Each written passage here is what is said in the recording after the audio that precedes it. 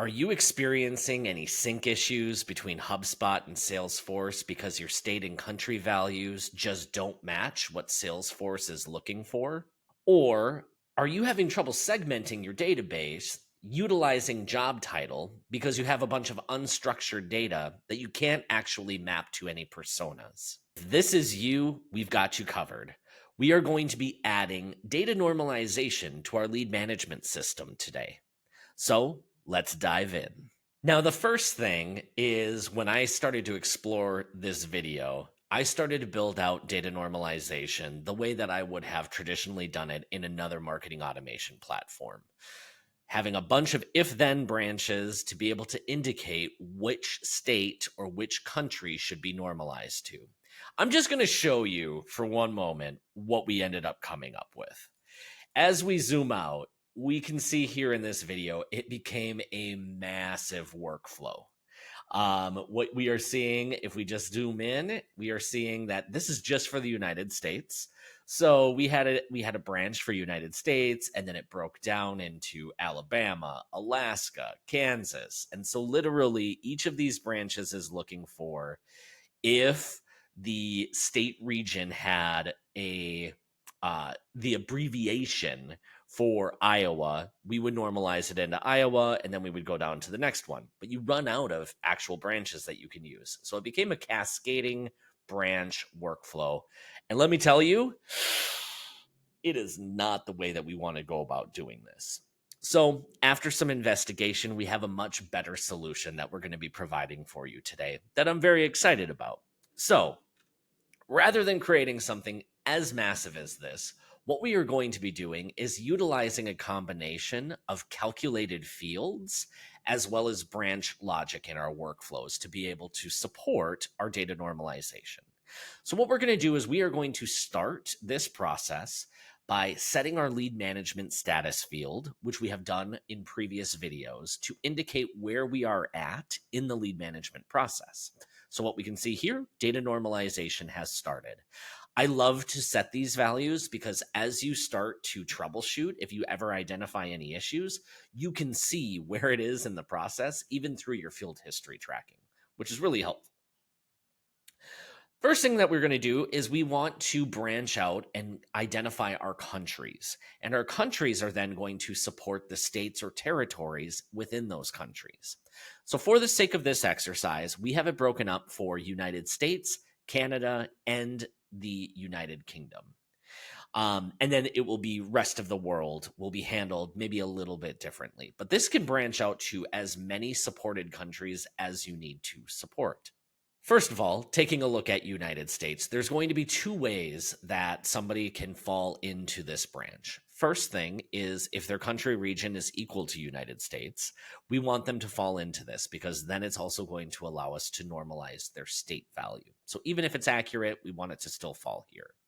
The next part is we have this new field called calculated country.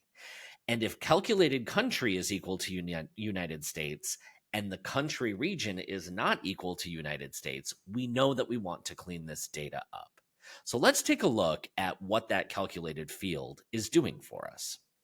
Over here in properties, I am going to just do a quick search for calculated, and you will see that we have a few different fields that we are creating for this process.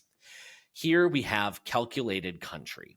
The calculation itself is very large and very dynamic. You can see here broken down, but we've got you covered. And in fact, we have some documentation that will be linked out in the description of this video that you can go into and literally copy and paste. It couldn't be any easier. Let's take a look at what that looks like. Over here, we have a project document that we've created. It includes some very useful information, an executive summary if you're trying to get a project like this across and prioritized by your team, outlining some of the key outcomes and business impact that you may have. So feel free to use this as you need to. But what's really important and what's really useful here is in our build section. In the build section, I have actually written out and broken down the calculation that we were seeing in HubSpot. It's much easier to read here. But basically what this is doing is it's a giant if statement. If country is equal to United States or USA or U.S.A. US, US dot, right? All of these combinations, if it's any of these, we can break it down and it's going to normalize to United States. If your organization actually uses a different approach, if it's not saying United States, but maybe it's normalizing to US, you can replace this with US, and then that will normalize the data values as you need them to be normalized. Breaking down into Canada here. So if it's none of the United States, then we have a comma and it goes into a new if statement. And so now it's saying if Canada or CA, CAN, CND, Canadian, et cetera, you can build this out. Each of these pipes, so we see two pipes, that is basically an or statement that is showing up in the HubSpot formula. So if it's any of these variations, it will normalize into Canada. If it's not Canada, it will normalize into United Kingdom, UK, U.K, Great Britain. All of the variations that you may see in your database, you can have it normalized with this calculation field. So all that we have to do is we have to copy and paste this calculation. And I will create the field as a test for you just to show how this is actually done. I like to drop these into the calculated contact information. And so I also want to make it really crystal clear what we're creating. So I'm calling it calculated country. I'm getting an error because I already have this in the field. So I'll call it calculated country too. This is going to be our normalized country values. The field type that we are doing is going to be for calculation. Now, something to be aware of is that you are limited to the number of calculation fields that you can have based upon your license. So this is something that you are going to want to take a look at in your contract to make sure that you have enough calculation fields to support this approach. Out here for our output type, we're going to select string because it's actually giving us a string of letters, not a number. And then in the formula, simply paste the formula that you copied from our documentation into this field. And now we can test. What happens if I put in Great Britain? Test formula. It populates with United Kingdom. What if I do US? It populates to United States. So you can see how this simple calculation field allows us to break down any of the countries that you are actively supporting and normalize those data values appropriately. Here we will go to create, and it creates our calculated field. We see that show up here. So now let's go back to the workflow and see how that's actually being used. In the workflow, in the branch logic, we had calculated country is equal to United States. So looking at it in the formula, we have calculated country is equal to United States. So it's going to be one of those variations in the formula that we had.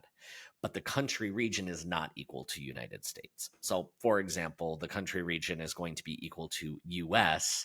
The calculated country is equal to United States, and it's going to show up in this list. So going down into the next branch, we will take a look at what we're going to do.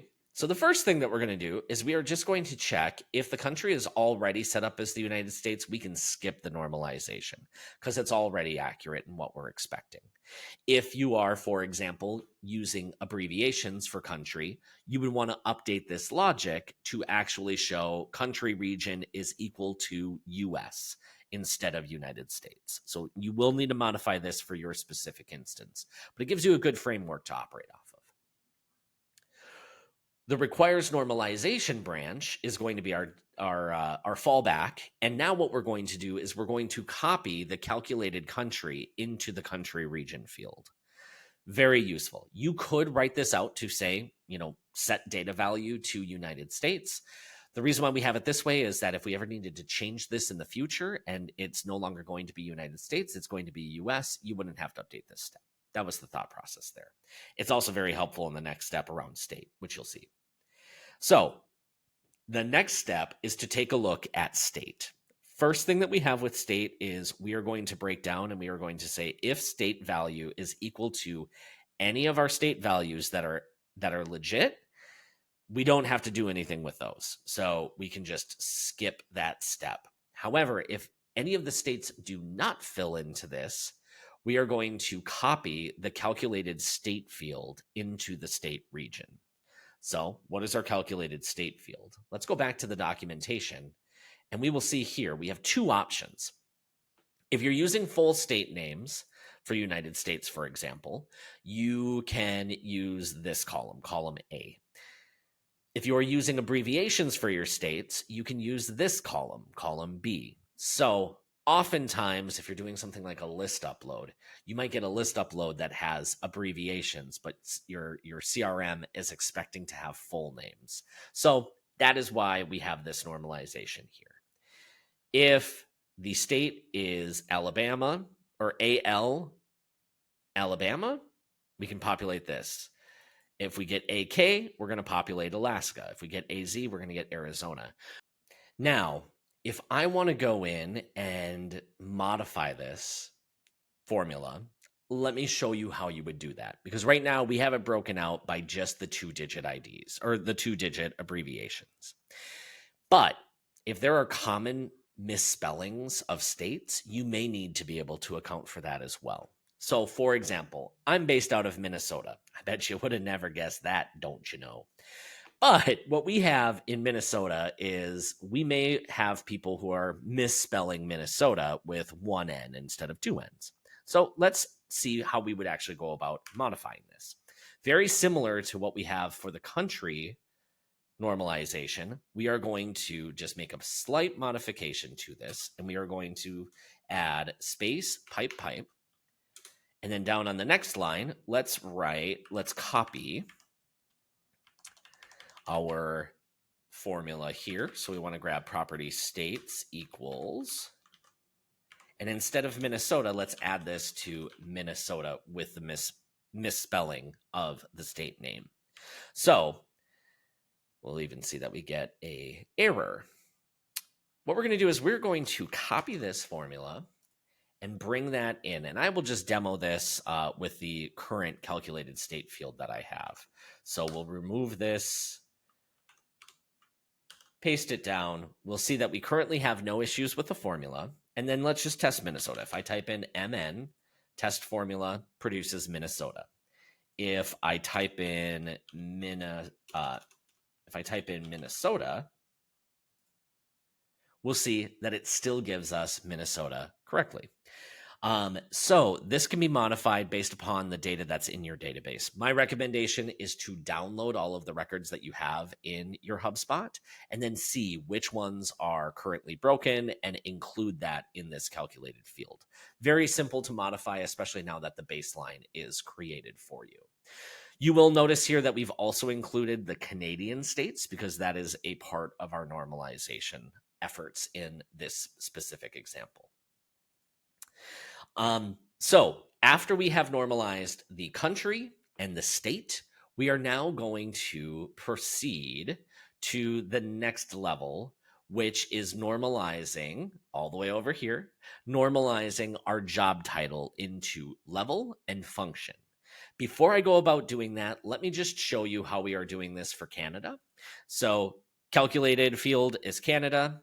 We are going to see if country is already equal to Canada. It doesn't require normalization, otherwise it will. If it requires normalization, we are going to copy the calculated country into the country region field. And then in the branch here, we are checking if the state region is accurate and we have identified all of the values that we're expecting to see. Then we will copy the calculated state into the state region field. That's the reason why this is really helpful is instead of having to now create a bunch of branches to say, set the state value to X, Y, and Z, all that we're doing is we are copying the calculated value in that calculated field into the state region field.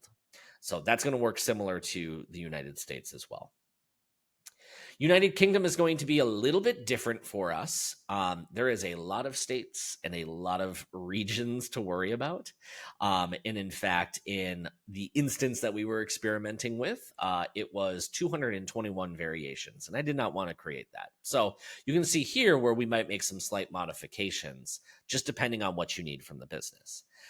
So if we have United Kingdom, it's going to follow the same country logic. And then here we have the list of all of our countries. And then we will have, if they don't need correcting, then it just moves on. If it does need correcting, in this case, what we are choosing to do is to clear the state region value and then move forward. From our perspective, and from my perspective, I would much rather have no state and have the country value rather than breaking the sync between HubSpot and Salesforce, for example. If these are restricted values on the country side, because maybe your Salesforce team is using state and country pick lists, it's much better to have no state, lose that data, have it still in your history if you absolutely do need it, and get that information over into Salesforce from my perspective. So same sort of thing here. We just have the list of all of our acceptable country values. And if we have all of those country values, we will just move forward. If not, we'll clear out the country and then move forward. So that way we can make sure that it is getting synced in. Now, you may be asking yourself, how do I easily get those list of countries and be able to input that into HubSpot? Because I do not want to type those values out one at a time. So let me show you exactly how I went about doing that. All right. This is actually a really great use case for ChatGPT to help you speed up your process. All of these calculations that I created, I actually did create with the help of ChatGPT just because it made it a lot easier. I could say, this is the type of formula that I want. Here's an example of 3 countries. And I now want, or 3 states, for example. Now I want this to be broken out for all of the remaining states of the United States. Well, it then did all of the building of that calculation field and prevented me from having to type everything. So we're going to do something similar here for our state list. I'm going to say provide a list of countries in an unordered list, no bullets, and separate them with a semicolon. Let's see what we get from this inquiry.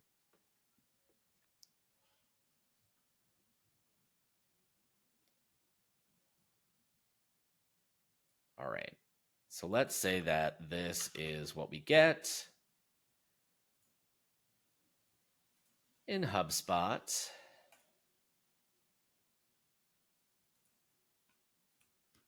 Let's do country. We're going to do contact properties. We're going to do country, region. And then here, when we paste, because it is separated with a semicolon, it is going to easily paste this. So, great. Provide me a full list of all countries.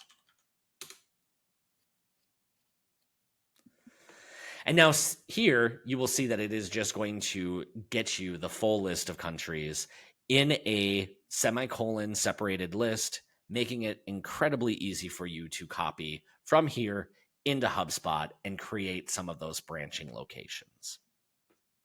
We're not going to worry about doing that. We already did that ahead of time. So let's continue to drive forward into our normalization process as we look at the job title.